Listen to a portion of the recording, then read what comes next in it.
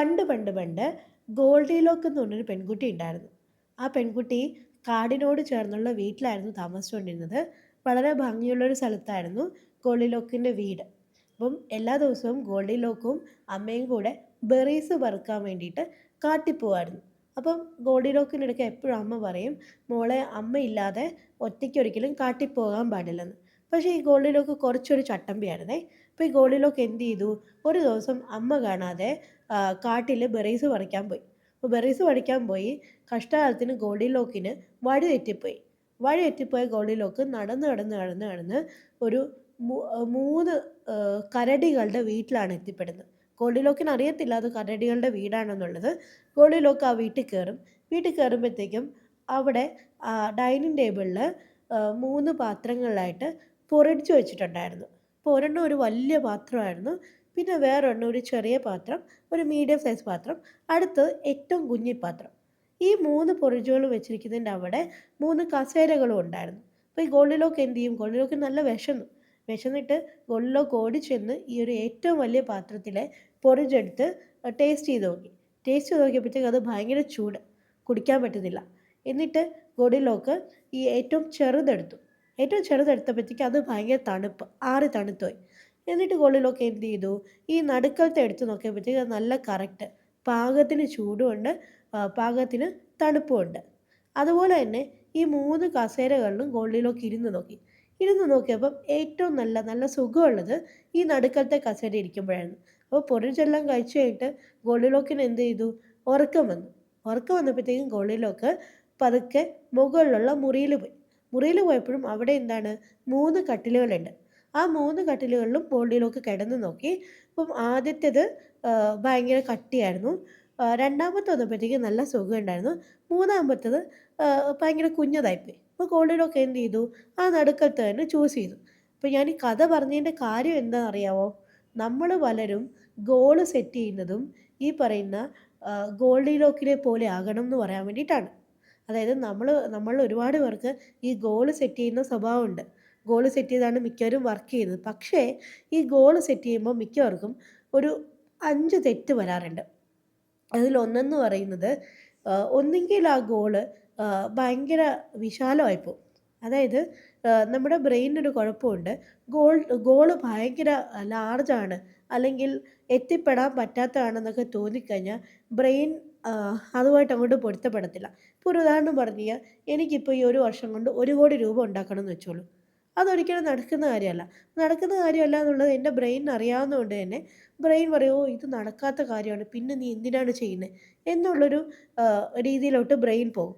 അപ്പോഴത്തേക്കും എന്താണ്, ഞാൻ വിചാരിച്ച ഗോളിലോട്ട് എനിക്ക് എത്തിപ്പെടാൻ പറ്റത്തില്ല.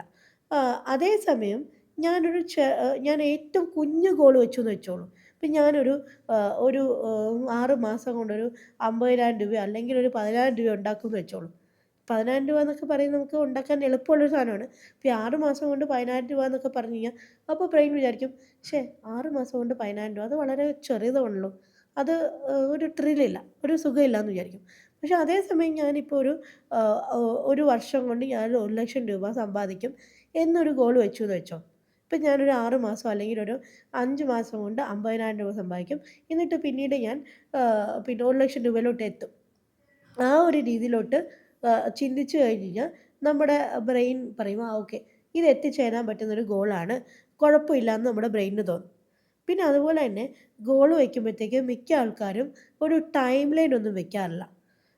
എനിക്ക് 1 മാസം കൊണ്ട് അല്ലെങ്കിൽ എനിക്ക് ഇത്ര കാലം കൊണ്ട് കൃത്യമായിട്ട് അച്ചീവ് ചെയ്യണം അങ്ങനെയൊന്നും വെക്കാറില്ല. എപ്പോഴെങ്കിലും അച്ചീവ് ചെയ്താൽ മതി എന്നുള്ള രീതിയിൽ പോയി കഴിഞ്ഞാൽ അതും വർക്കാവത്തില്ല. നമുക്ക് എത്തിച്ചേരാൻ പറ്റുന്ന ഒരു ഡെഡ് ലൈൻ, ഇപ്പോൾ അത് ഒരുപാട് കുറഞ്ഞും പോകാൻ പാടില്ല, എന്നാൽ അത് ഒരുപാട് വലുതും ആകാൻ പാടില്ല. ഇപ്പോൾ നമുക്ക് 100ൻ്റെയും 1ൻ്റെയൊക്കെ ഇടയ്ക്കൊരു സംഖ്യ പറയുകയാണെങ്കിൽ 75 ദിവസം, 75 ദിവസം അല്ലെങ്കിൽ 21 ദിവസം, അതൊക്കെയെന്ന് പറയുന്നത് കുറച്ച് നമുക്ക് എത്തിച്ചേരാൻ പറ്റും എന്ന് തോന്നുന്നൊരു ഒരു നമ്പറാണ്.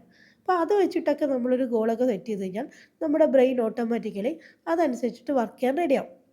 പിന്നെ അതേപോലെ ഒരു ഇമോഷണൽ കണക്ഷൻ ഇല്ലാത്തത്, ഇപ്പം അതെനിക്ക് എൻ്റെ ഒരു കാര്യം വെച്ചിട്ടാണ് എനിക്ക് പറയാൻ പറ്റുന്നത്.